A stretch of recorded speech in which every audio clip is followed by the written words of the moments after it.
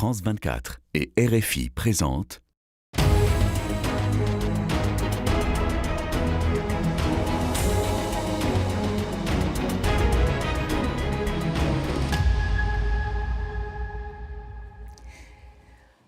Bonjour à tous, merci de nous rejoindre pour Ici l'Europe, votre émission sur Radio France Internationale et France 24.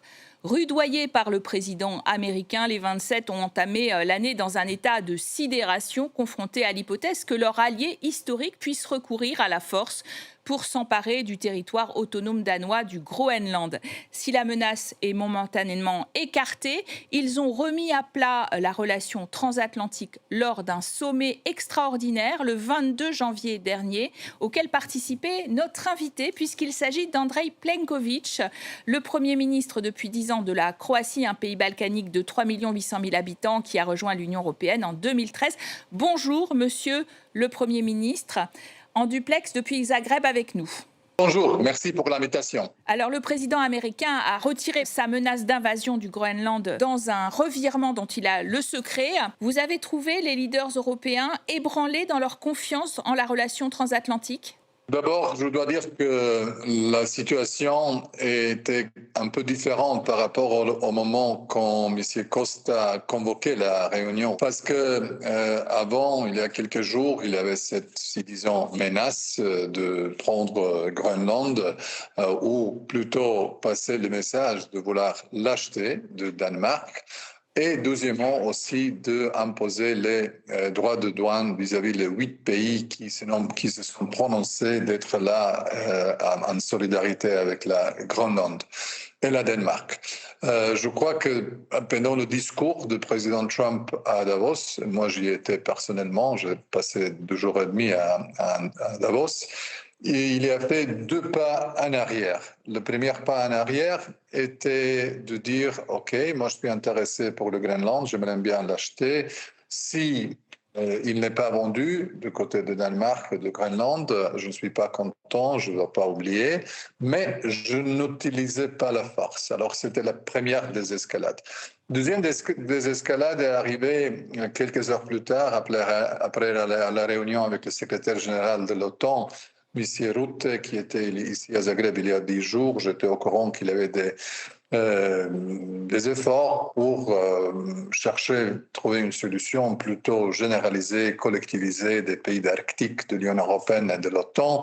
Et après cette communiqué vers le public du président américain a notamment écarté l'option des droits de douane pour le 1er février et le 1er juin. Alors, dans ce contexte-là, nous nous sommes trouvés hier et il y avait quelques débats assez francs, assez directs par rapport aux relations entre l'Union européenne et les États-Unis. Il y avait 3 points très importants. Le premier point était la solidarité complète de tous les 27 vis-à-vis Danemark et le Groenland, pas du point de vue de l'intégrité territoriale.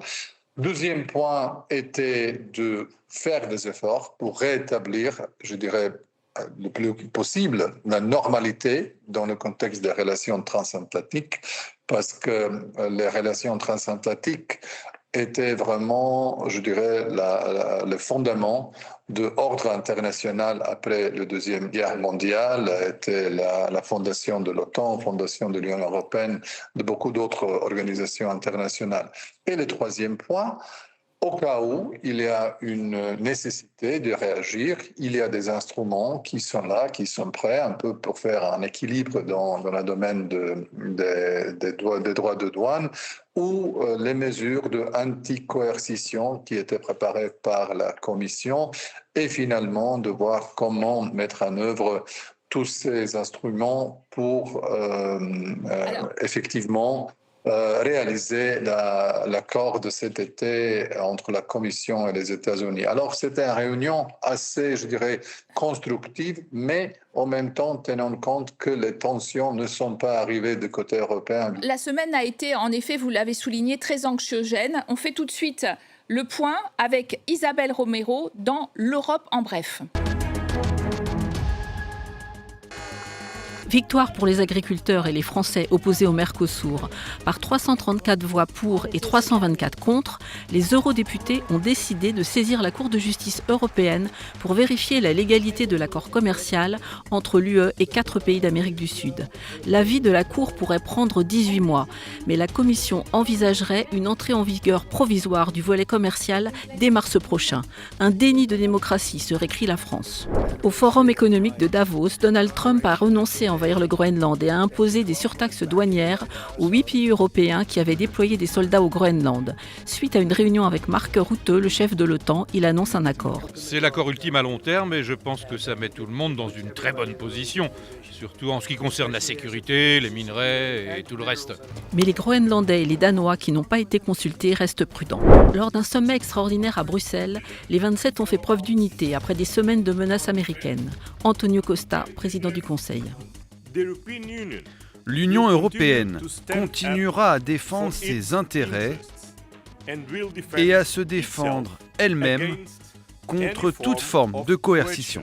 Les 27 ont par ailleurs exprimé leurs doutes sur l'utilité du Conseil de paix de Donald Trump, qu'en Europe, seules la Hongrie et la Bulgarie ont rejoint. Depuis Davos, Volodymyr Zelensky a critiqué ses alliés européens et considéré que les garanties de sécurité américaines étaient suffisantes. Andrei Plenković, selon vous, qu'est-ce qui a été déterminant pour faire reculer Trump? Est-ce que précisément cet mécanisme anti-coercition qui pourrait toucher les géants du numérique, ça a beaucoup joué, selon vous? C'est l'état de l'économie qui l'inquiète? Les marchés n'ont pas vraiment très positivement réagi dans ce contexte de la tension qui a monté entre les États-Unis et l'Union européenne. C'était le premier point. Deuxième point, on n'a pas vu le grand soutien dans l'opinion publique américaine vis-à-vis de cette question de Groenland. Et troisièmement, peut-être c'était un peu de la méthode qu'on a déjà vue du côté du président Trump, d'essayer de monter des expectations et après revenir quelques pas en arrière et calmer le jeu et chercher de trouver une solution, un compromis qui pourrait être satisfaisant pour les intérêts de sécurité des États-Unis en même temps de ne pas toucher à l'intégrité territoriale de la Danemark ou je dirais, renforcer la coopération arctique avec le soutien des autres membres de l'OTAN et de l'Union européenne. Je trouve qu'il y avait un peu de tension, mais déjà demain ou l'après-demain, on aura d'autres sujets. Et je trouve que l'Union européenne, plus ou moins, a tenu, je dirais, une position assez coordonnée, assez consistante. Et on a montré une ligne qui dit, écoutez, la question de l'intégrité territoriale d'aucun des membres de l'Union européenne ne peut pas être mise en question. Pendant ce temps-là, en plus, les grands fonds de pension danois et suédois ont vendu une majeure partie de leurs bons du Trésor américain. Ils disent en raison de la fragilité des finances publiques américaines. Et Donald Trump a dit qu'il allait lancer de grosses représailles si les pays européens commençaient à vendre de la dette américaine. Oui, il s'agit aussi de cette situation qui est extrêmement liée avec la situation économique. Quand vous regardez le discours du président Trump à Davos, je crois que la moitié des discours était dédiée à son bilan de sa première année, de son deuxième mandat, où il a essayé de présenter tout le succès de son administration par rapport à l'état de lieu qui a succédé, si je peux dire, le 20 janvier l'année dernière. Et dans ce contexte-là, je crois que monter des tensions politiques entre les alliés n'a pas beaucoup de sens. Je trouve qu'on a énormément d'autres sujets qui sont les vrais problèmes globaux. Et les amis, les alliés, les partenaires, comme les États-Unis et les pays de l'Union européenne, ne doivent pas être dans un débat qui est un peu hallucinant. On parle au mois de décembre avec le régime restrictif des sanctions vis-à-vis de la Russie et quelques semaines après, on parle des instruments qu'on a à la disposition pour répondre au cas où il y a une continuité de tension vis-à-vis de la coercion. C'est un instrument qui n'était pas fait pour les États-Unis, mais il y a pour la Chine, pour la Chine. Lituanie vis-à-vis de la Chine. Voilà, c'est ça. Alors, notre ligne comme la Croatie, et j'étais un avocat, feront de ça, il faut calmer le jeu, essayer de rétablir le dialogue, nourrir nos rapports, parce qu'on doit rester des partenaires dans un monde où tout a changé. Dans un contexte de changement, il faut plutôt cultiver des relations transatlantiques que faire des gestes qui peuvent détériorer la situation. Alors, et peut-être aussi, j'ai envie de dire, chercher de nouveaux partenaires, parce que les Allemands et le président du Conseil européen ont demandé que le Mercosur, l'accord avec les pays du Mercosur, soit appliqué à titre provisoire. Le gouvernement français, qui est très défavorable à cet accord, trouve que c'est une sorte de déni démocratique après la saisine de la Cour de justice de l'Union européenne par le Parlement européen.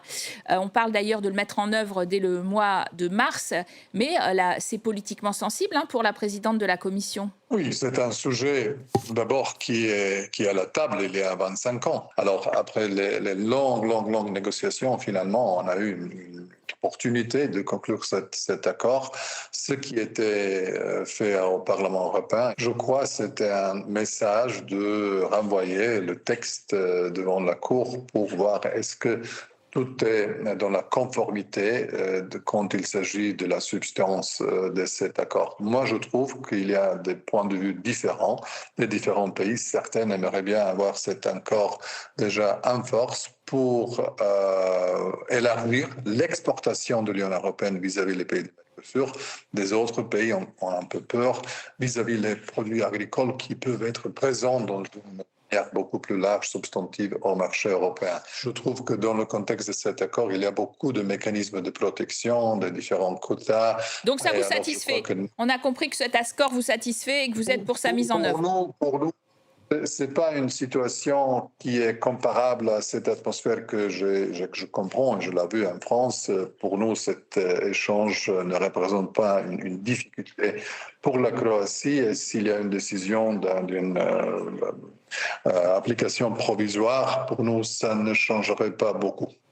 Le président américain Donald Trump a par ailleurs signé jeudi à Davos la charte fondatrice de son Conseil de la paix en présence d'une vingtaine de dirigeants de pays ayant accepté de rallier cette instance. D'abord, on a, comme la Croatie, on a reçu l'invitation de président Trump et moi je suis très reconnaissant pour cette invitation, mais comme l'invitation et le projet de texte qui était signé à Davos est arrivé pratiquement un jour et demi avant la date de la signature. Pour nous, au raison des contraintes constitutionnelles, juridiques, c'est impossible d'arriver tout de suite à signer un document de ce type. Alors nous, on a dit à nos partenaires américains qu'on va étudier le texte, voir, analyser quel est le rapport de ce texte, comité pour la paix vis-à-vis les structures existantes des Nations Unies, quel est le rapport d'ordre juridique, ce qu'on a au niveau de l'Union européenne, et est-ce que nous sommes toujours là dans le cadre de ce qui était prévu avec les décisions des Nations Unies comme un suivi du plan de paix du président Trump pour Gaza. Pour le moment, ce qu'on a vu, c'est une organisation internationale complètement nouvelle qui a pour objectif promouvoir la paix et, je dirais, la reconstruction après le conflit dans les différents théâtres mondiaux. Alors, nous allons continuer d'étudier ce document, faire les nécessaires consultations en Croatie aussi, concerter avec nos partenaires. Il y a complètement différents points de vue au sein des pays du Conseil européen. Certains de nos partenaires, notamment l'Hongrie et la Bulgarie, ils ont déjà fait partie de cette signature, mais ça n'empêche pas des autres de coordonner la position qui pourrait toujours avoir comme objectif faire des gestes qui pourraient faciliter les relations transatlantiques, parce que cette nouvelle organisation, elle va commencer son travail sans ou avec les pays européens. Ce qu'il faut, c'est essayer de préserver l'unité européenne le maximum possible et en même temps participer d'une manière qui est acceptable de niveau juridique et de niveau politique de côté européen. Le président ukrainien, de son côté, qui était à Davos aussi, qui a rencontré Donald Trump, a dit avoir trouvé un accord avec Donald Trump sur des garanties de sécurité pour assurer le maintien en cas de paix en Ukraine.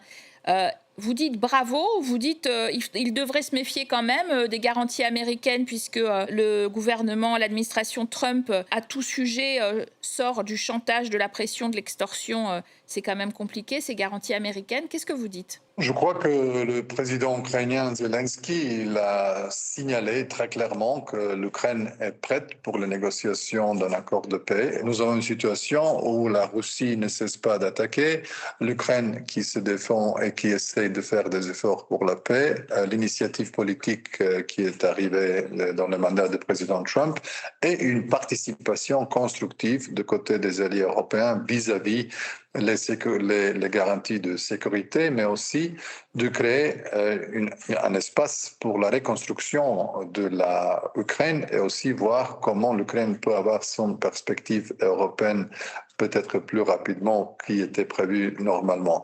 Je crois que les garanties de sécurité qui viennent des États-Unis sont très importantes pour le président Zelensky parce que l'Ukraine a cette mauvaise expérience d'accord de Budapest il y a un peu plus de 30 ans quand tous les grands pays qui sont membres permanents du Conseil de sécurité ont dit « Ok, vous allez abandonner votre arsenal nucléaire et nous serons là pour protéger votre sécurité ». Malheureusement, ce qui s'est passé est complètement l'inverse. Alors, l'Ukraine est toujours très prudente. Alors, je dis au président Zelensky d'essayer de trouver un accord qui, de point de vue de jure, ne signifiera aucune concession de territoire ukrainien à la côté russe. Parce que ça serait pas seulement très difficile pour cette génération de dirigeants politiques ukrainiens, mais ça serait un précédent qui posera des difficultés dans l'avenir pour beaucoup d'autres situations qui peuvent se passer. Alors c'est là où la sécurité en Ukraine, où la défense ukrainienne est très importante pour le continent européen, pour tous les pays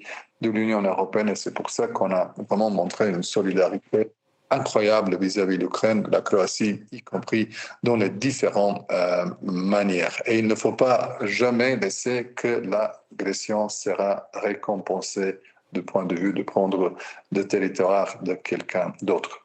Merci, Monsieur le Premier ministre. Merci, Andreï Plenković, d'avoir été notre invité aujourd'hui. Merci à vous de nous avoir suivis sur France 24 et Radio France Internationale. Restez en notre compagnie. L'actualité continue.